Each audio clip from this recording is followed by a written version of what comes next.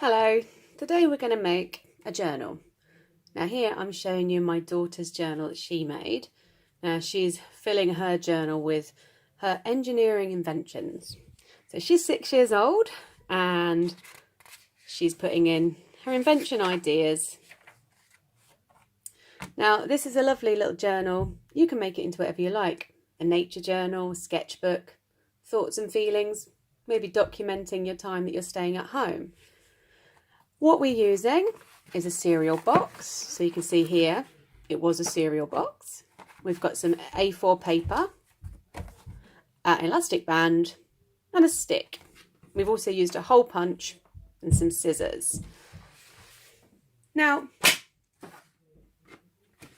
my cereal box that I'm using is quite large and it will fit my A4 paper in it.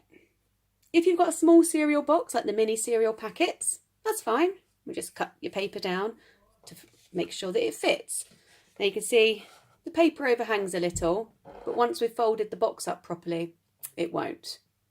So you'll need some paper, a cereal box, some scissors,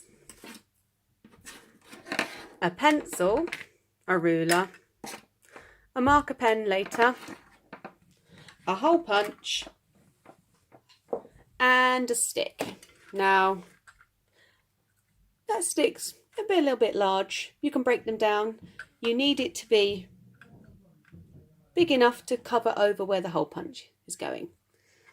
So to start, what we're going to need to do is cut up one of the sides of the box. So not the front or the back, you're going to cut up the side. So I've cut up my box and you can see here I've got a nice large rectangular piece, which is going to be the front. This piece, the side, which is going to become the spine, and this piece, which is going to become the back. I've got all these awkward sort of flappy bits around the edge. So I'm going to cut them all off. Don't cut the large rectangle at the front. Don't cut the spine. Don't cut the back piece. We're just cutting off the tabby flap bits. So I've cut all those tab pieces off from around the edges. I'm not going to throw them away. I'm not using them in this project, but they might be useful in another project at a later date. So I'm going to put them down in my scraps bag. You're going to need your pencil and your ruler this time. I'm going to show you using a marker pen so that you can see my lines, but you will need to do it with a ruler. So I'm going to measure this spine. Now the spine on this is 6 centimetres. So I want to find the halfway mark, so half of 6. 3, and I'm going to do that top and bottom because I want to find the centre. Now I'm going to mark mine on with a marker pen so that you can see it, but doing it with a pencil is just fine. So I need to do a mark in the middle as well because my ruler's not very long. Okay. Now this is going to become the fold of my spine. There we go. Now to help that fold better, I'm going to score it. So I'm putting my ruler there and I'm using the scissors, the point of the scissors with the scissors closed, dragging it over that line. So now when I close my little journal up and push those folds together, you see where I've scored it, I should have a better, neater fold. So I'm just going to turn that over and use my thumb to crease that in. So there we go. Now, at this stage, I'm going to need the hole punch. So I'm going to give myself a bit of space. Now, my hole punch has got a little size guide, so you can bring it out to A4 size. Some of them have a little mark here that shows you where the centre is. So you need to make sure you get your journal central on the hole puncher. Now I'm assuming that my journal is A4 size. Let's have a little check. Nope, it's not. So I need to adjust my guide.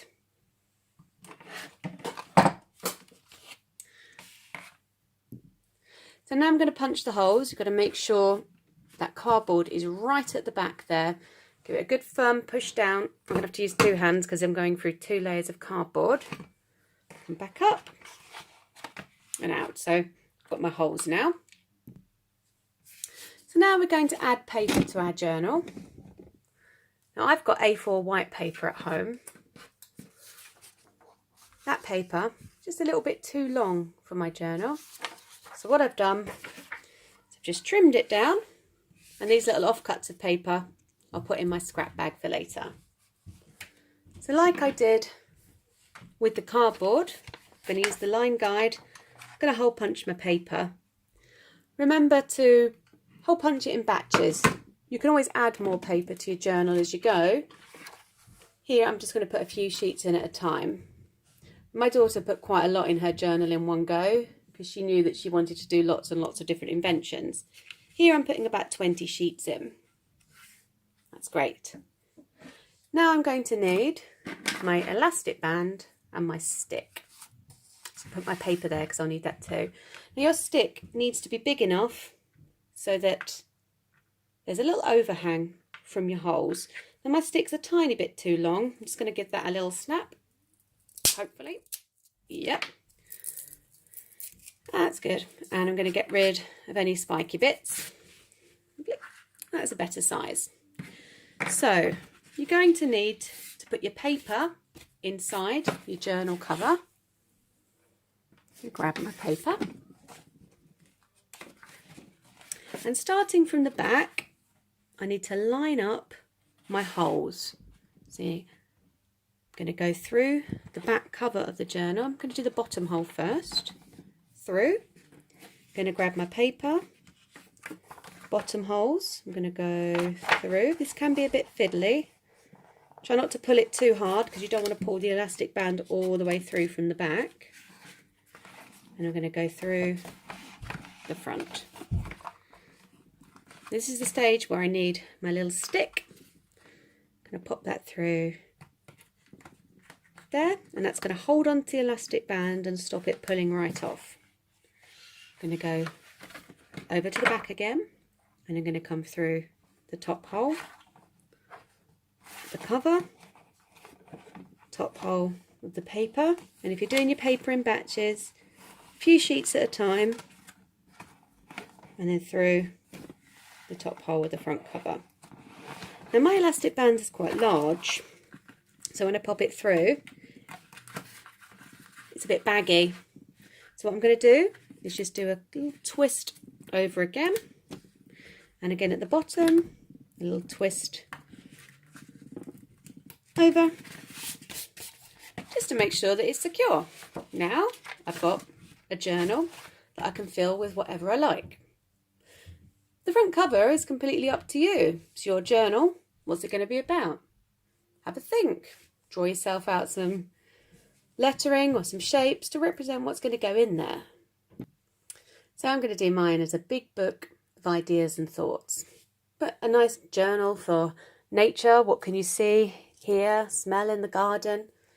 Perhaps you like Lego and want to do a journal about Lego challenge every day.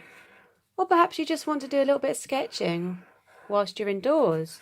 A sketch a day, helping to fill up your book, keeping your thoughts and feelings and ideas, writing them down.